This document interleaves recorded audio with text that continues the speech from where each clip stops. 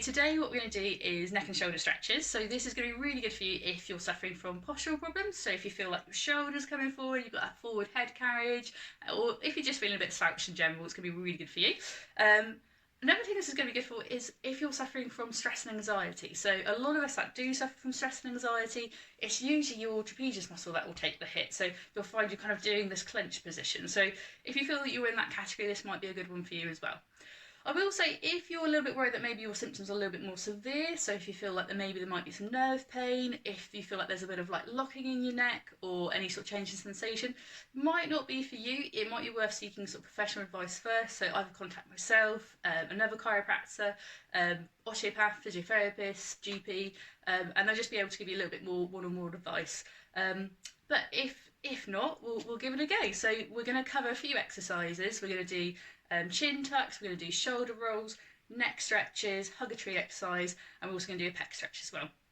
So I'm going to start with shoulder rolls. So like I said, if you're a little bit unsure, this is a really nice one to do because it's a great way to gauge kind of how much pain you're in. It's a fairly simple stretch. So if you are suffering again, might be worth sort of seeking professional help, just get that one-on-one advice. But we'll get started. So what you want to do, you're just going to roll the shoulders backwards. I'll be completely honest, I never roll my shoulders forward. I personally think it promotes a bit of a flex posture. So if I just show you, if I roll my shoulders forward, I'm kind of doing this, I'm just bringing everything forward, which kind of just encourages the sort of slouch posture. So you want to bring everything back, you're opening the chest up, your sort of the neck will come up as well. And pretty much just try and do this as much as possible. So if you are working from home, really good one, just take a little mini break, stretch everything backwards, and you just feel a really nice stretch in the pecs, shoulders and the back of the neck at the same time. So that's rolling your shoulders. The next one is a chin tuck. So what you want to do, you want to find your chin, you want to find your hairline, and quite simply you're going to try and get your chin on your hairline. So you're going to go straight backwards. So you want to go like this. The trick is you don't want to tuck your head down. If you're tucking your head down, you're doing a completely different stretch. So this stretch is really good for your suboccipital muscle. So generally, a lot of neck and shoulder patients, or even headache patients, we generally find suboccipital is a really tight muscle. It's basically right on your hairline, and when we sort of go into it, it can give a lot of referral pain. So again, up and over headaches, it can as well, that heavy head, the idea that you've got to bring your head forward. So it's just kind of counteracting that sort of that heavy head sensation. So you just want to go straight back, like so. If you're driving, you can do this into a headrest, so a really good stretch to do if you're stuck at traffic lights, anything like that. Also, you can do it into pillow as well. So if you're going to bed, just have a pillow and just do about 10 of those before you go to sleep. You might not feel that much when you're doing it, but like I say, the actual gain sort of long term is brilliant. You just sort of, it's such a great preventative measure, I'd say. So yeah, so that's a chin tuck. So just one more, straight back like that. Okay. Next one we're going to do is neck stretches. So what you want to do is just imagine a semicircle, and what we're going to do, we're going to go ear to shoulder, diagonal, straight ahead, diagonal, and then ear to shoulder again. When I'm going to do it now, I'm going to use my hands. You don't have to, you can simply just sort of mimic just with your neck. When I use my hands, it's basically just getting a little bit more of a stretch. So completely up to you what you want to do at home. So we're just going to give it a go. So hand on your head, we're going to go this way first. So ear to shoulder. If you want a little bit more of a stretch, just push that shoulder down and you just feel it all the way across there. That's it. And then we're going to go diagonally. Again, pushing that shoulder down. And then straight forward. So putting two hands on your head now, going straight forward, or no hands if you want to. And then when we go to the other side, I'm actually swapping my hands over now. So we're going to go diagonally down. And then ear to shoulder. That's it. And just kind of work for it. So I would never go back. You're not gaining that much really.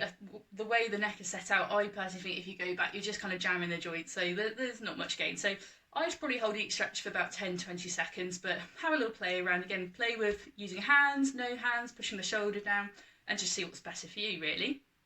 Next stretch, we're going to do Purgatory exercise. I actually think this is a really good one, just general. It hits quite a few structures anyway, so we'll work through, but you're hopefully going to get a little bit of a head to toe stretch from this one anyway. So what you want to do, you're going to link your hands like so. If I just go like that, what you're trying to aim to do is just push everything out, okay? So both sides pushing everything out. So you're going to link your arms, push away, and just sink into the stretch. If I turn around like that, you can see I'm actually pushing my back against the window as well. That's it. From this position, you can actually get different fibres engaged. So what you can do, if you want to go up and then push back again, so to show you like that, you can feel it a little bit lower down. If I want to go low and push down, I will feel it a little bit higher. So you're working your whole back by doing it. So just to recap, middle, higher, lower, just work through all three. I probably do about 3 in each position and hold for about 10-20 seconds again there. The final stretch we're going to do is a pec stretch. So this is really good for postural stretching. Idea is shoulder comes forward, head comes forward, and it's the pecs that's going to sort of overcontract to compensate. You can actually test this on yourself before we even stretch it. So if you imagine where your t-shirt is, if you go along the line and just give it a little bit of a poke. So for me, that is incredibly sore when I poke that area there. So I know I've got to stretch it. So what you're aiming to do, you want your arms out straight like that. This will be contacting something. So I'd go for a wall. I'm going to use a bookcase, but wall is better. Hand is going to be flat, and then you just want to turn away from your hand there. And you're just going to feel it right in the front. 3 positions for this one. So we can go high, and that's going to hit the lower section. We can go low, and that's going to hit the higher section. So we'll give it a little bit of a go. So I'm going to use my bookcase. So hand is flat, and I'm just going to turn very slowly away. I can just feel at the front of my pec there. I'm going to go high, so this one's going to be a little bit harder. So just go slowly, and then we're going to go low. And again, when they're really tight, you might find actually a little bit of pain coming down the arm as well. Nothing wrong with that, it just means you've got a very tight pec. So just go slowly, don't jump into it because it is a tight structure. And that's it, so good luck, happy stretching.